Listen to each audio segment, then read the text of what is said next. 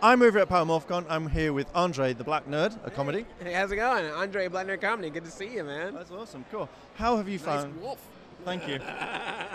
Last minute, put it on. Helmet broke on the flight over here, so had to fix it really quickly. And but it's holding up so far. All right. When everyone's got their stuff, I'm going home. Like, I don't want no cosplayers. I'm like, So I got a few. I'm okay.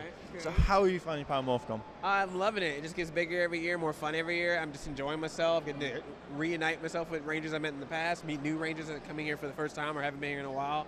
So I'm just having a good time, man. And I did the Shout Factory live stream. Yeah, I saw 6 that. hours of Power Morphicon live online. Well, give or take some internet glitches, but it was a lot of fun. Nice. Yeah.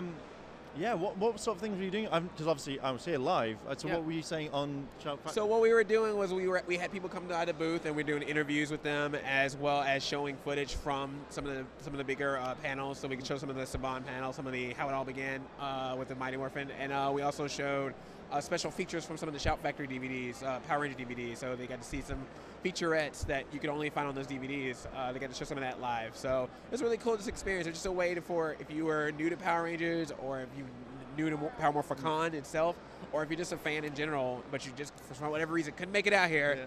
This was like the next best thing. We're trying to bring it to the U.S. and Canada, and yeah, just trying to put it out there for people. That's good. So how many Power Morphicons have you been to altogether? This is my 3rd one. I've been to all of them except for the first one.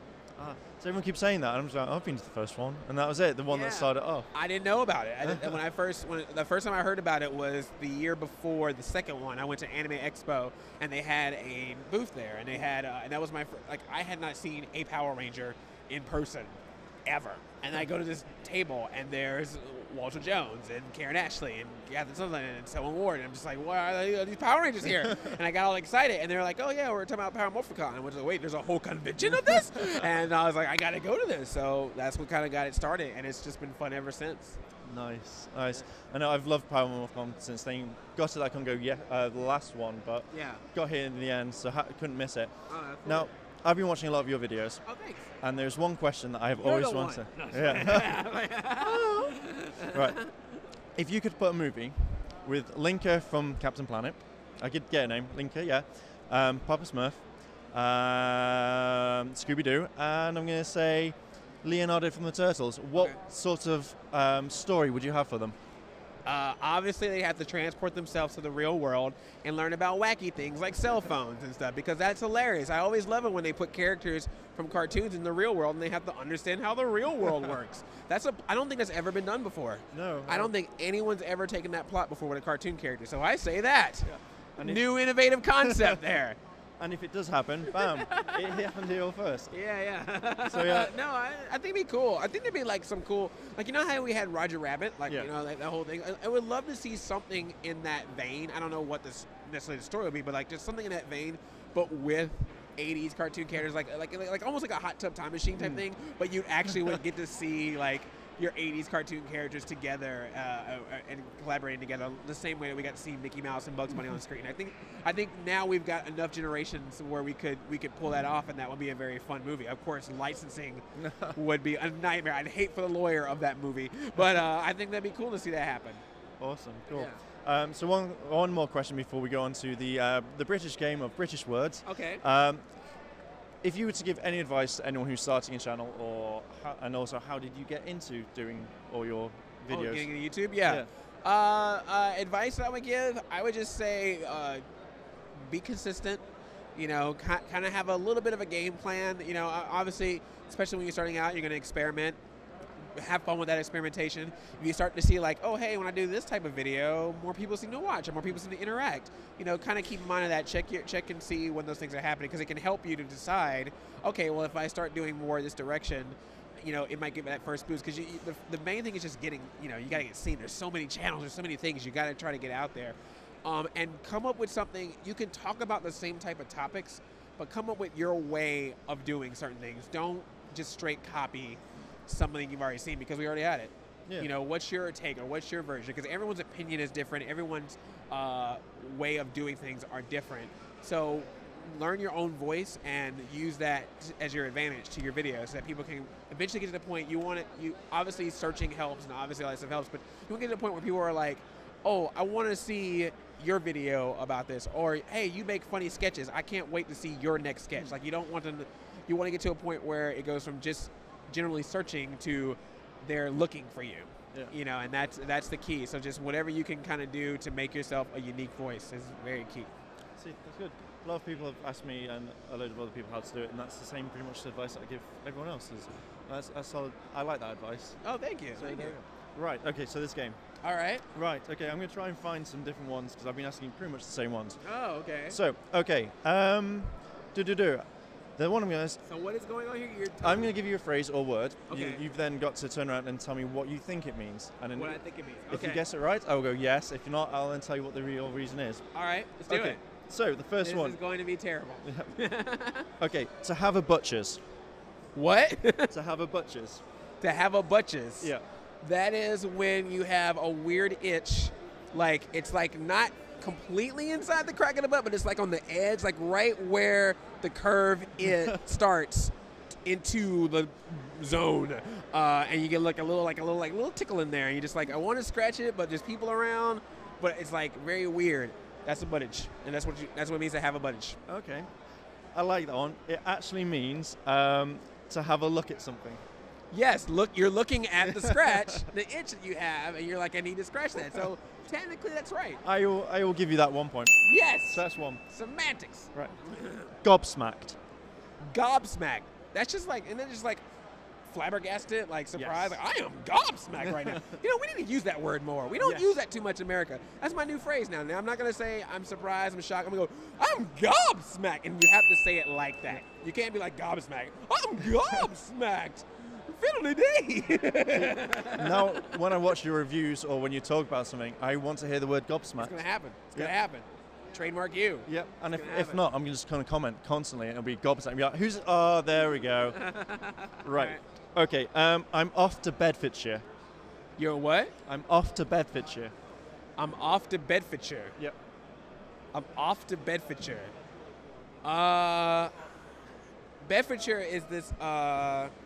It's a magical place. It's a magical vacation timeshare that you can get in the lower east end of Manchester, and then when you want to get away because your wife or your kids are bothering you, and you want to like have a secluded vacation spot for parents, that's where you go. Bedfordshire. Almost. And then the kids are just like, I want a new toy. I want this. I want to go to Power Morphicon. You know what? I'm done with your kids. I'm off to Bedfordshire. Walk off. Sorry. Walk off. I'm going to give you that point. All right. It actually means I'm going to bed. Yes. Yeah. In a magical place in Manchester. The place is just beds. Yeah. You don't go. There's no pool. There's no beaches. It's just beds. You just sleep the entire time. You're getting all these straight away. You're gonna beat the RJ the Wolf Ranger, Dave, and all the others. You're well doing it. All right. I'm gonna have to give you a really good one. All right. Okay. Off one's trolley. Off one's trolley. Off one's trolley.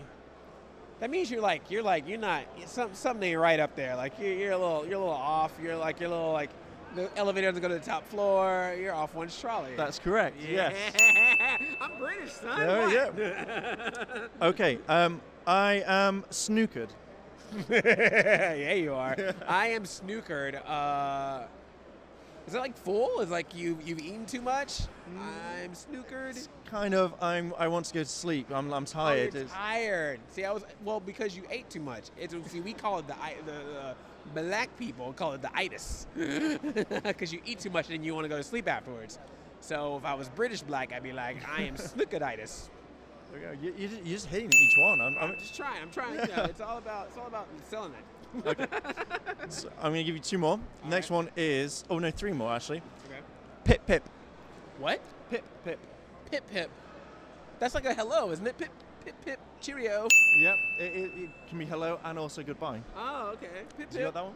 See pip pip. If I do like this, that means like I like you. I'm inviting you in. If I go pip pip, it's like get out of my face. That's true. Pip pip. Cheerio.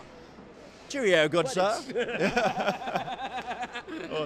Right, one more. Oh, two more. Okay. I'm going to rest my dogs. I'm going to rest my dogs. I'm going to put my feet up. My feet hurt. I would stick them in a tub of warm chamomile tea. I don't know what you do. But yeah. To be honest, yes, that is right. Yeah. That is right. I'm British. You know yes. That you just move over to England. I'm a fat Idris Elba. Right, one more, and it is, I'm going to see a man about a dog. I'm going to see a man about a dog. Yep. All right. So I'm going to see a man about a dog. All right. So the dog, he's like the top of the business. And if you want to see the dog, you got to talk to the man first, because he's the middle point between you and the dog. And you got to talk to the man, convince the man that you need to see the dog, because you are also the dog, you know, or a dog, like, yo, my dog. And so then you want to be the man. The man is what keeps you down. He don't want you to see the dog, because, you know, it's all about the man. So you got to be like, no, I'm about to see the man about the dog, because I know about the dog. Don't try to hide the dog from me. Matrix, I know what's up. So then you show that you're cool, and the man will be like, all right, I'm sorry, you may not see the dog. You're the man now, dog. That's right, that is it. You have won this game. You have beaten Navi and RJ. I love it. He's won it, guys. You love it. Nice. Awesome. Well, thank you very much. I'm moving now. I'm going to move. Yeah, let's move over to England. I'm moving to England. Where would you go? Manchester, Birmingham, London? Yes. Which one? I'm going to make a house that connects all three of them. That'd be impressive. Yeah. It needs to be done. So, and it's going to then go to Bedfordshire. Yes. That's where I'm going off to. Nothing but beds. Yeah. Just all mattresses and beds. All mattresses. Any kind of, we got kings, we got queens, we got twins, doubles, bunks, whatever you need, we got it. Water beds, it's all there. So I think that needs to be on a t-shirt as well. Yes. I'm off to Bedfordshire. I'm and off then to list of all the Bedfordshire. beds on the back. And just lots of beds. Love it. That's awesome. Cool. Do you have any your YouTube channel, Instagrams, or anything? Yeah. Just check me out on YouTube, youtube.com/Blacknerdcomedy, and you can tweet me or Instagram me at Blacknerd. I'm also on Facebook, Blacknerdcomedy on Facebook. I'm active on those social media, so come check me out, and I really appreciate it. That's cool. Thank you very much, guys, and I will see you in a bit. Pip pip. Cheerio.